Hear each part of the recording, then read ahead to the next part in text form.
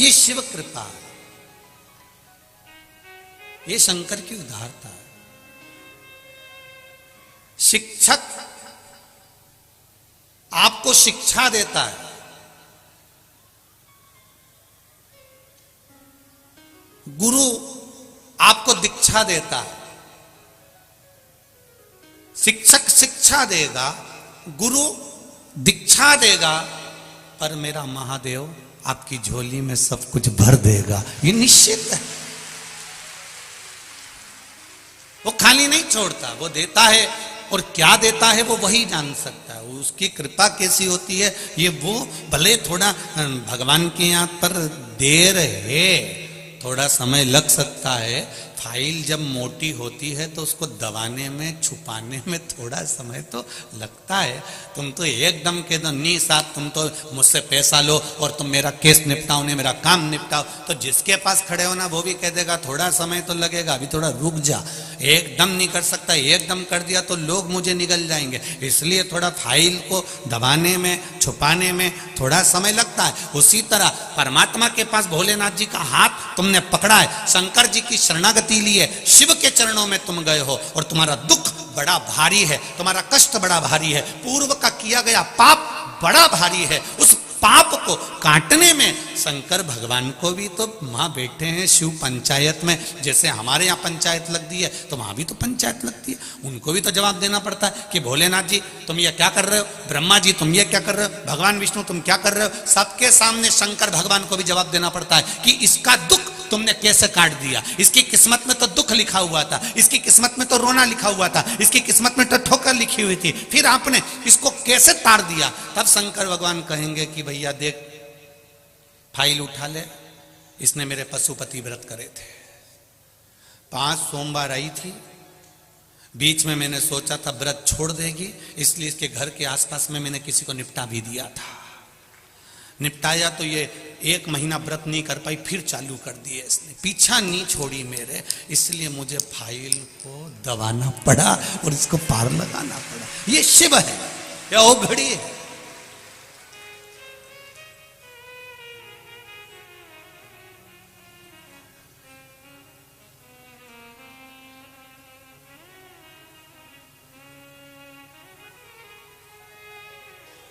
एक व्यक्ति वो होता है जो दूध की थैली वाले के यहाँ जाता है दूध की थैली लेने के लिए, ए भैया दूध की थैली दे दे जरा, 20 रुपए ले, 25 रुपए ले, 50 रुपए ले, दूध की थैली दे। एक व्यक्ति वो होता है जो दूध की थैली वाले के यहाँ जाता है, दूध की थैली लेकर आता है। और एक व्यक्ति वो होता है जो गाड़ी लेकर निकलता है, दूध की थैली वाली के रुकता है, 50 रुपए जमा करता है, घर पे देते हुए जाना। अब थैली वाला अलग से एक थैली निकाल के रखेगा, उसको यही टेंशन है कि भेरू के घर पे पहुंचाना है, उसको टेंशन लगी। उसने कोई जा रहा था, उससे पूछा तू वहां जा रहा है क्या, नहीं मैं तो इधर जा रहा हूं। फिर उसने पूछा तू जा रहा है क्या, नहीं मैं उधर नहीं जा रहा। आखिरी में दुकान बंद करने का समय आ गया तो उसने सोचा कहाँ की आफत मैंने ले ली, पर थैली तो दे के आना पड़ेगा क्योंकि 50 रुपए दे के गया सवेरे से। फिर उसकी थैली वो खुद गाड़ी उठाया और आखिरी में अपनी दुकान को बंद कर कर छोड़ के उसके यहाँ थैली देकर आया। अगर आपने एक बार पशुपति व्रत कर लिया है तो ये याद रखना कि थैली तो घर पे आकर देगा, ये निश्चित है।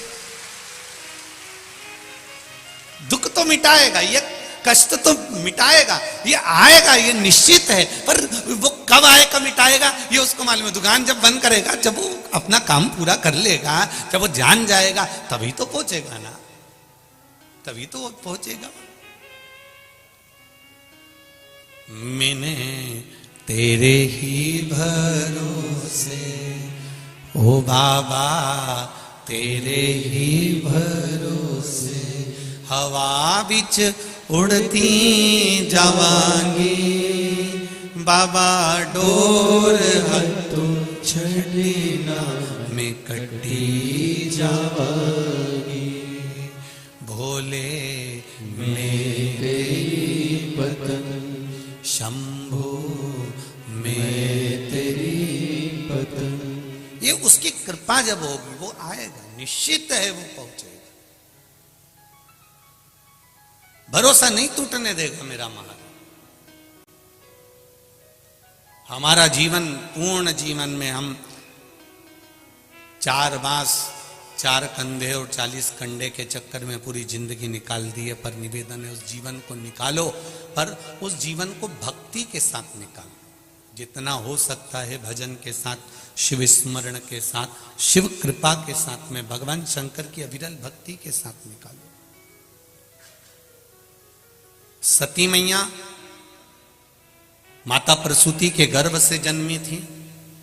शिवजी के साथ उन्होंने विवाह किया था। दक्ष प्रजापति ने कन्यादान किया था।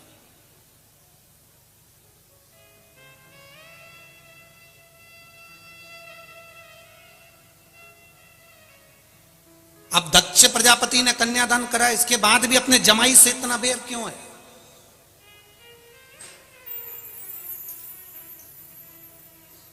कंस ने अपनी बहन की शादी करी, सारा खर्चा उठाया, उसके बाद अपनी बहन से बैर इतना रखा कि अपने भांजों की हत्या करने लगा।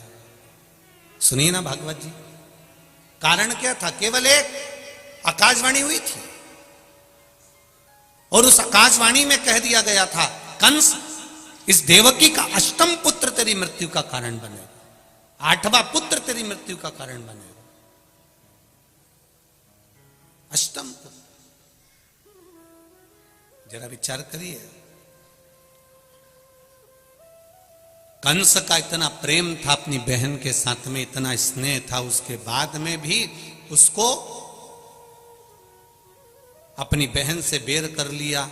और दक्ष प्रजापति का सती के प्रति कितना प्रेम था कि मां जगतजननी की आराधना कर रहा है दक्ष प्रजापति, मां दुर्गा की आराधना कर रहा है दक्ष प्रजापति, और देवी जी प्रसन्न होकर बोलती है, मांग दक्ष तुझे क्या चाहिए? दक्ष कहता है मेरे घर में एक बेटी हो जाए। तो मां जगतजननी कहती है तेरे घर में पहले से 60 लड़कियां जन्म ले चुकी हैं,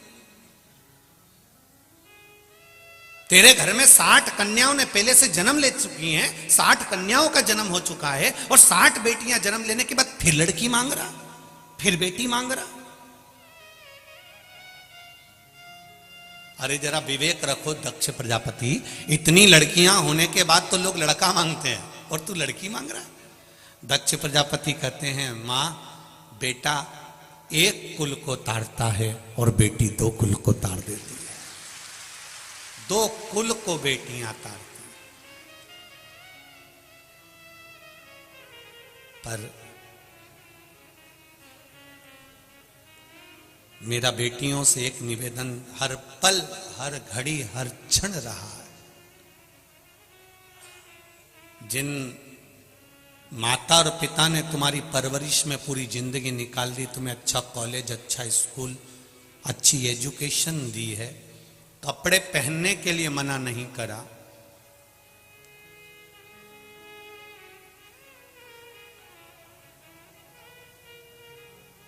कैसे तुम वस्त्र पहन रहे हो उसके लिए उसने मना नहीं करा।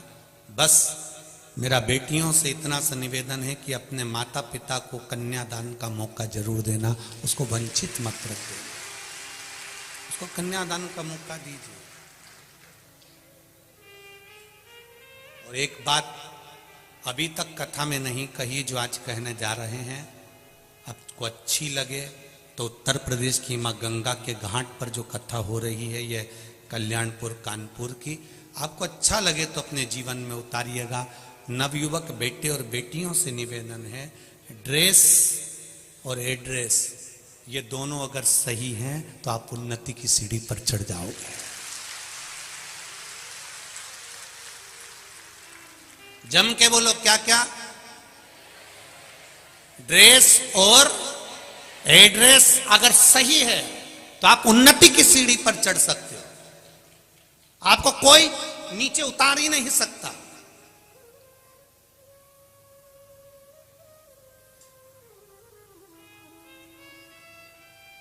आपका ड्रेस और एड्रेस अच्छा रखिए, सही रखिए, आप उन्नति की सीढ़ी पर चढ़ते जाओगे।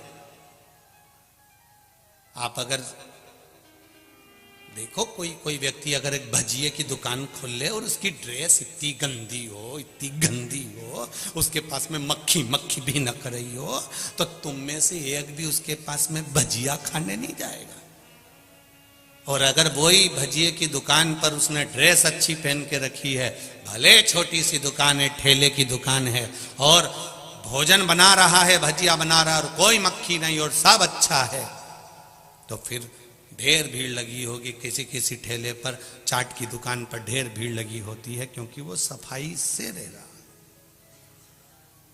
एड्रेस सही हो, ड्रेस सही, आप बढ़ जाओगे। कहां बैठ रहे हो, एड्रेस से मतलब यह होता है कि तुम्हारी बैठक कहां पर है, किसके पास में बैठ रहे हो, कौन के पास बैठ रहे हो, कौन तुमको आड़ी टेढ़ी सलाह दे रहा है, कौन तुमको श्रेष्ठ सलाह दे रहा है, कौन तुमको समझा रहा है। अगर आपका ड्रेस और एड्रेस ठीक है तो आपका हाथ भोलेनाथ पकड़े हुए हैं, आप आगे बढ़ते चले जाओगे। आज कलाकारों ने मुंबई में बैठकर फिल्मों का निर्माण करने वालों ने जिन फिल्मों को बनाया है, उसमें सबसे ज्यादा अगर कुछ गलत दिया है तो ये ड्रेस और एड्रेस दोनों बिगाड़ दिया है, जिसके कारण पूरा विश्व, पूरा राष्ट्र आज कर्त की ओर जा रहा है।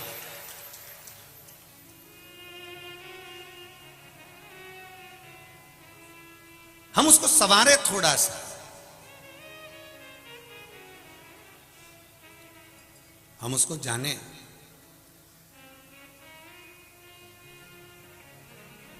शिव कथा कह रही है सती मैया के लिए, माता पार्वती जी के स्वरूपों में मां जगत जननी दुर्गा भवानी स्वयं दक्ष प्रजापति से करिए, दक्ष तुम्हारे घर में 60 लड़कियां जन्म ले चुकी हैं और तुम फिर लड़की मांग रहे हो। दक्ष कहते हैं मुझे बेटा नहीं चाहिए। बेटा अगर घर में हो भी जाएगा तो वो कौन सा मुझे साध लेगा। तुम्हारे घर में भी तुम्हारा बेटा रह रहा है, तुम्हारे घर में भी तुम्हारा बेटा रह रहा है।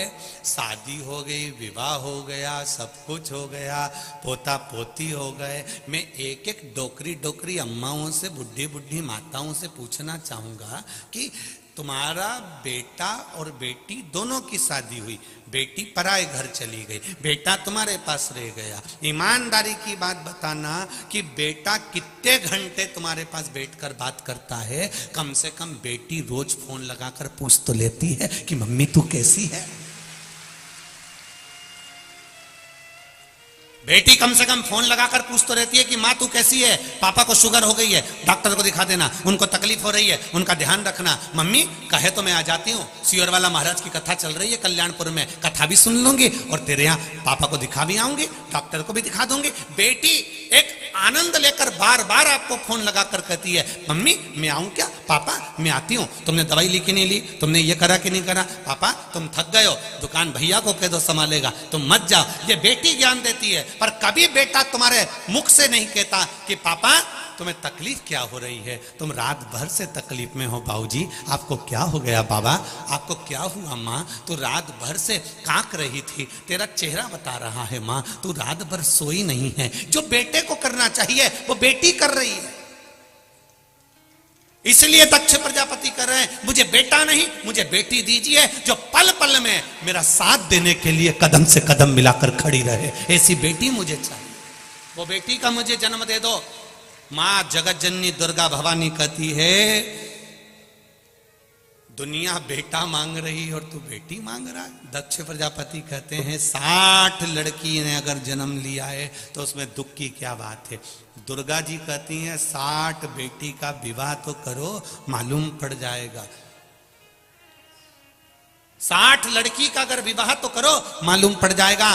दक्ष प्रजापति ने एक शब्द कहा, मैं दुनिया के प्रत्येक बाप से कहना चाहूंगा, पिता से कहना चाहूंगा।